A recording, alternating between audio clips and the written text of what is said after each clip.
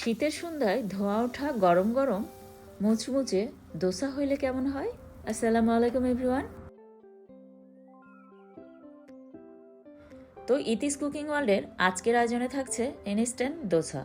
তো অনেকক্ষণ ধরে চাউল ডাল না ভিজিয়ে মাত্র 10 মিনিটে কিভাবে দোসা তৈরি করা যায় সেটাই কিন্তু আপনাদের সাথে শেয়ার করব। আর এটা কতটা পারফেক্ট হয়েছে আর কতটা মুচমুচে হয়েছে তা দেখে বুঝতে পারছেন। তো আশা করছি পুরো ভিডিও জুড়ে সাথে থাকবেন, আর রেসিপিটি ভালো লেগে থাকলে অবশ্যই ভিডিওতে একটি লাইক দেবেন। আর আমার চ্যানেলে যারা নতুন তারা অবশ্যই চ্যানেলটি সাবস্ক্রাইব করে আমাকে সাপোর্ট করবেন, আর যারা সাবস্ক্রাইব করেছেন তাদেরকে অসংখ্য অসংখ্য ধন্যবাদ। আর আপনাদের দোসা কেমন হয়েছিল তা অবশ্যই কমেন্ট বক্সে কমেন্ট করে জানাবেন, আর ফ্রেন্ডস অ্যান্ড ফ্যামিলি মেম্বারদের সাথে বেশি বেশি শেয়ার করবেন।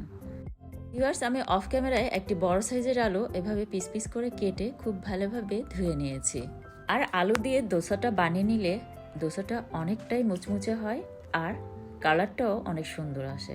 তো একটি ব্লেন্ডারের জাগে আমি নিয়ে নিলাম, আর 1 চা চামচের মতো আস্ত জিরা অ্যাড করে দিলাম, 2টি কাঁচা মরিচ অ্যাড করে দিলাম, আর কিছু আদা অ্যাড করে দিলাম। আদা কিন্তু বেশি দেওয়া যাবে না, জাস্ট অল্প একটু আদা অ্যাড করে এটাকে ব্লেন্ডারে ব্লেন্ড করে নিলাম। আর এক্সট্রা করে কিন্তু পানি দেওয়ারও কোনো প্রয়োজন নেই, আলু থেকে যে পানিটা বের হবে সেটা দিয়ে কিন্তু সুন্দরভাবে ব্লেন্ড হবে। তো একটি বলে আমি মিশ্রণটি ঢেলে নিলাম, আর স্বাদ মতো লবণ অ্যাড করে দিলাম, আর টক দই দিয়ে দিচ্ছি 1 কাপের মতো। 1 কাপের চেয়ে একটুখানি কম হবে। আর 2 কাপ দিয়ে দিলাম সুজি, 1/2 কাপ দিয়ে দিলাম চাউলের গুঁড়ি। চাউলের গুঁড়ি না থাকলে ময়দা কিংবা বেসন সম পরিমাণে অ্যাড করে নিতে পারেন। 2 কাপ সুজির সাথে আমি 2 কাপ পানি অ্যাড করে দিলাম, দিয়ে খুব ভালোভাবে হাত দিয়ে মিক্স করে নিতে হবে। 1 চা চামচ চিনি অ্যাড করে দিলাম, টক দই দিয়েছি যেহেতু টক দইটাকে ব্যালেন্স করার জন্য একটুখানি চিনি অ্যাড করে দিলে কিন্তু স্বাদটা ভালো আসে। 1/2 চা চামচ বেকিং সোডা দিয়ে খুব ভালোভাবে মিক্স করে ঢাকনাতে ঢেকে 10 মিনিটের জন্য রেখে দিচ্ছি। আর স্পেশাল একটি চাটনি তৈরি করে নেব, তো তার জন্য আমি একটি নারকেলের হাফটা এভাবে কেটে নিয়েছি, একটি কাঁচামরিচ, কিছু ধনিয়া পাতা, 1 টেবিল চামচ টক দই আর একটুখানি আদা অ্যাড করে দিচ্ছি। স্বাদ মতো লবণ আর চিনিটা অ্যাড করে নেবেন। তারপর দিয়ে দিচ্ছি তেঁতুল, আর তেঁতুলটাকে কিন্তু ভিজিয়ে রেখেছিলাম আর বিচিগুলো ফেলে দিয়েছি, সেখান থেকে আমি 2 চা চামচের মতো অ্যাড করে দিয়েছি। তারপর একসাথে ব্লেন্ডারে ব্লেন্ড করে নিয়েছি। আর এখানে 1 টেবিল চামচের মতো তেল আমি খুব ভালোভাবে গরম করে নিয়ে এর সাথে অ্যাড করে দিয়েছি 1/2 চা চামচের মতো সাদা কালো সরিষা আর শুকনো মরিচ। আর তেঁতুল না থাকলে লেবুর রসটা একটু বাড়িয়ে অ্যাড করে নেবেন। ব্যাস, আমার স্পেশাল চাটনি কিন্তু রেডি। আর এটা কিন্তু ভীষণ মজার, আপনারা অবশ্যই এভাবে এই চাটনিটা একবার বানিয়ে খেয়ে দেখবেন।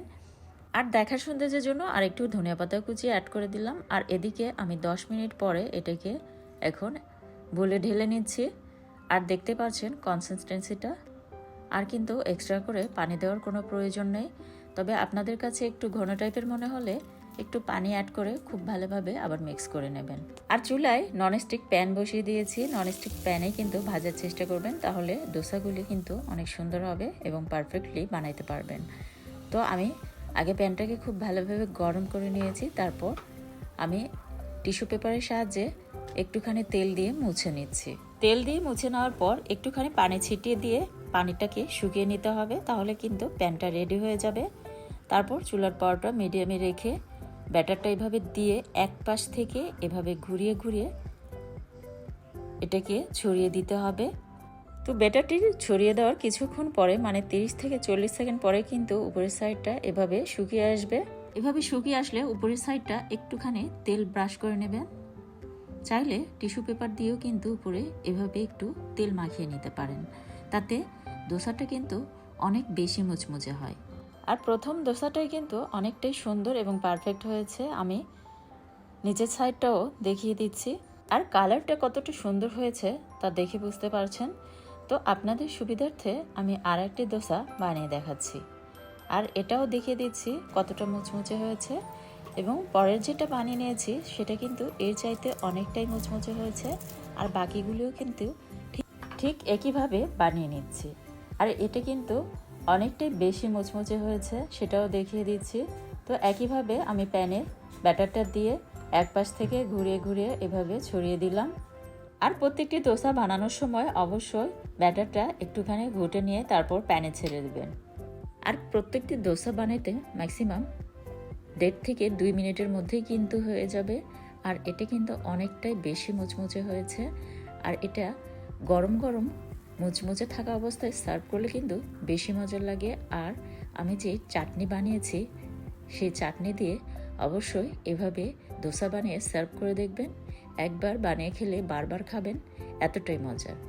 আমার ফেসবুক পেজ এবং ইউটিউব চ্যানেলে কিন্তু আরেকটি ইনস্ট্যান্ট দোসার রেসিপি শেয়ার করা আছে, আর সেটা কিন্তু টক দই ছাড়া, চাইলে সেটিও ট্রাই করতে পারেন। আর আমার চ্যানেলে কিন্তু আরও বিভিন্ন ধরনের পিঠার রেসিপি আছে, চাইলে সেগুলিও ট্রাই করতে পারেন। আর আমার চ্যানেলের কোনো একটি ভিডিও যদি আপনাদের ভালো লেগে থাকে অবশ্যই চ্যানেলটি সাবস্ক্রাইব করে আমাকে সাপোর্ট করবেন, আর বেশি বেশি শেয়ার করবেন ফ্রেন্ডস অ্যান্ড ফ্যামিলি মেম্বারদের সাথে। আর ভিডিওতে একটি লাইক দিতে ভুলবেন না, আর কমেন্টস করে অবশ্যই জানাবেন আপনাদের দোসা কেমন হয়েছিল। ধন্যবাদ সবাইকে।